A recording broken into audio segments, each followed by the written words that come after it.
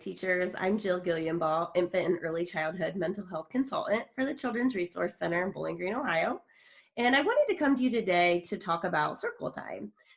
I wanted to just offer some strategies and some tips to make circle time as successful as possible in your classroom. We've all had kiddos that struggle during this time, whether it's to stay seated or sit quietly.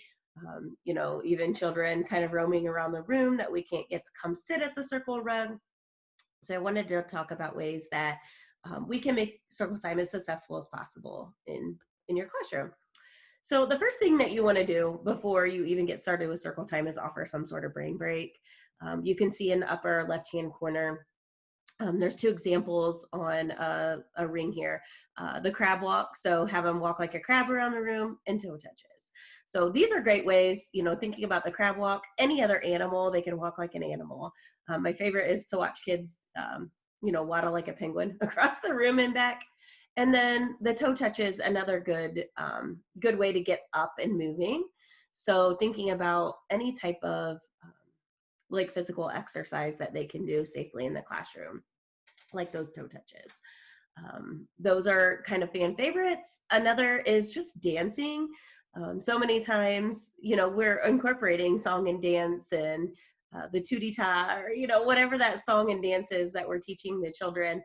So thinking about the time of day that we're doing that, right before circle time is a great time to slide that activity in. We know that movement gets oxygen and blood to our brain, and that's going to help kind of reset the mind. And even just 2 minutes of that kind of up and movement, that brain break type activity can improve concentration quite a bit for our kids. Other things, if you have the internet, like Go Noodle is really fun for kids. Cosmic Kids Yoga, like thinking about maybe some yoga poses that are, that they incorporate kind of that movement as well. So those are all fun ways to kind of start your circle time with that brain break activity. The next thing you want to make sure that you have done, if you haven't already, is just teach expectations. This Give Me Five visual is great for this. Your legs are crossed. I want your hands still. You can see your hands are in her lap. I want your ears listening, your eyes watching, and your lips zipped. And those are kind of that's what we want out of kids while we're teaching at circle time. So kind of teaching that concept, I have found that kids catch on to that really pretty quickly. So instead of having to point out, like, you're not looking at me, you're not listening, you're talking, all of those kind of things where it almost feels like sometimes we're nitpicking, we can just say, remember that I need you to give me 5 during circle time. And you can also say things like, I like the way that Ari is giving me 5, right? Because we know that 5 to 10 other kids are going to sit and cross their legs and look at you at that time because they're looking for that praise, and they want to do well. So definitely that's a very easy way to kind of teach the expectation, and also hang that visual on the wall. Kids are visual learners. They need visuals of everything. We always equate visuals as you're driving down the road, you see the speed limit sign to check yourself. That's how kids are checking themselves in the classroom. And when you say, give me 5, they can look at that visual and know what those expectations are. The other thing with expectations is, if you do have a class that's really struggling, what do we do in circle? The visual in the lower left-hand corner, this is actually a social story that talks all about circle. What are our expectations? Why do we do circle? What are we doing? What are we doing in circle? And there is, in the next slide on my PowerPoint here, you'll see the resources, and the links to actually download all of these resources are built in that. So it's a free download off of CSEFL's website. So definitely check that out.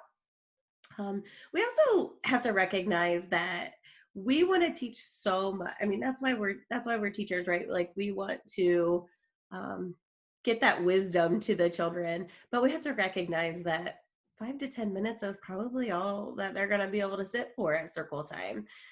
So you may choose to have more than one circle time throughout your day.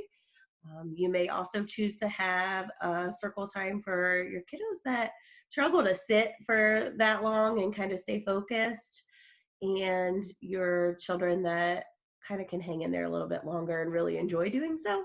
So you could incorporate circle time that way. You could kind of split it up. Um, you could have kids get up halfway through and kind of stretch, move, do another brain break. Another great way, a great tool to kind of incorporate into circle time as kids, if you start to see them, maybe you're 5 minutes in and they're starting to get a little restless, is some deep breathing activities. And that's what this upper right hand corner is. The smell the flower.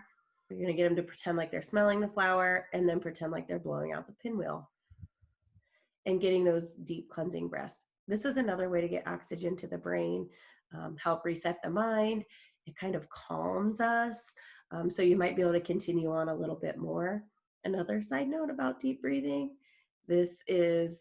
we know that if we can get kids to take deep breaths when they're upset, that it will help calm their body. So we have to teach that when they're calm. So if they're calm at circle time, it's a great time to teach that tool. And then, if they are upset throughout the day or something happens, things aren't quite going their way, we can kind of remind them of those, let's smell the flower and blow out the pinwheel, those types of activities. Again, the free download for this resource is on the next slide. And there's tons of really good ones out there. Fun, like at my house, our favorite one is breathing like a horse. So you have to breathe in. I'm not going to demonstrate, but you can imagine the out like a horse. All right. So other considerations when you have those, say you have that one or two children in your classroom that really struggle, maybe the most, to kind of sit and stay focused. Thinking about where you're placing them, front and center, right by you, right? Thinking about their escape route. Do they have like a big clear path, right? We don't want that. I'm not saying you like block their access and don't let them leave, but you can be kind of strategic about where they are in relation to the bookshelf and then you, right? So if it's not as easy to get out and run around, they might be willing to stick it out a little bit longer. And when they're next to you, sometimes something as simple as just like tapping their shoulder and saying like, give me 5, or you're doing a great job, or whispering in their ear, that sort of thing can kind of refocus them and get them to sit with you longer and try. So definitely thinking about those things. Also giving them a job. So whether that be, it can be the book picker or the weather reporter. If they know that they have a really important job and you need them during circle time, they're going to be more apt to try really hard to sit there with you. That can be something as simple as my book holder. Like, I really, really need you to hold the book that we're ending or circle time with today, right?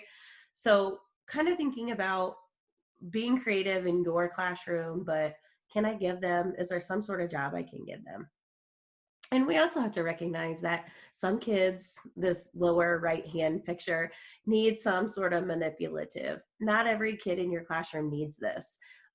These look like toys when you look at them, but the way that I describe it to kids, my own kids and even teachers when I talk to them, is they're tools, not toys, right? So some kids need tools like glasses to be able to learn, and some kids need to be able to like manipulate or fidget with something. So these are some fancy doodads and gadgets that you can buy like online or at Walmart or whatever. You can also use things like just a tiny little chunk of Play-Doh, and that's their manipulative. But you explain that and you teach that first. Like, I'm going to give this to you because I think it's going to help you focus. We don't want kids driving race cars around the room, and that's their manipulative. We want them sitting, and it has to kind of, we want it to be in their hand, and we want them to be using it as a tool, not a toy. So we teach that to kids from the get-go. And you will recognize the kids that you want to try this with, right? Not everybody needs it. Not everybody needs glasses. Not everybody needs hearing aids, or braces or special shoes, or, all of the accommodations that we make for kids because they need that. So really kind of thinking about that. I'm not going to lie, as I'm sitting here recording this, I have this little like ring thing on my finger and I'm fidgeting with it. Like, that's me. I'm one of those kids that needs that, those big kids that needs the tool, not the toy. And if you do have like some mild mild attention seeking behaviors, if you can ignore them and just praise the kids that are giving you five and really focused and concentrating, that can really help. And then if that child who's having those mild behaviors sits and gives you five, make sure you give them kudos for that. Like, oh, I love the way Hudson's giving me five. After maybe he's had a few incidents where he's had a hard time keeping his hands to himself or whatever that may be, acknowledging that he's doing a good job and he is giving you five now is really helpful.